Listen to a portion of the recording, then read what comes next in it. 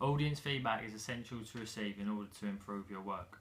Our first form of audience feedback was from our teacher, Miss Miller, and was negative. She outlined that we had included too many overlapping shots throughout the music video.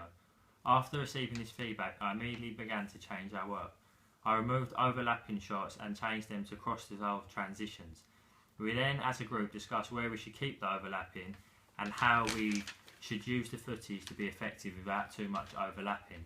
Secondly, we received a positive feedback. This was via a comment on YouTube.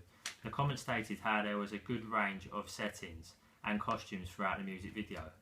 This is because we used our time effectively to go out of our way to all different types of locations. This audience feedback was taken on board as we all felt as though some hard work had paid off. We also ensured that if we was to film any more footage, we would keep a good range of locations and costumes. Thirdly, we received again negative feedback, but constructive in helping us to improve our work. This feedback was from a peer in class after screening our music video to the whole class. The audience feedback was that some shots within the music video were too long. This led to my group having to film some footage so that we could change our long-winded shots to shorter and more interesting.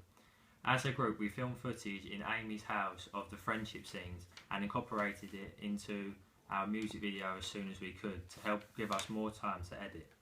Finally, we also received some more positive feedback. This feedback come from another media group. The feedback was that our black and white filters were very clear in showing that the artist was reflecting on our past. This was very pleasing to hear, as the aim of the black and white filters were to conform to the soul genre and to represent the past. Overall, from audience feedback, I have learnt that in order to construct a successful music video, it needs to be changed and adapted several times. I also realised that the narrative may be harder to understand from the audience because as a group member we planned and understood the narrative, but from the audience point of view it may be more difficult than I thought. We then filmed more footage to make the narrative as clear as we possibly could.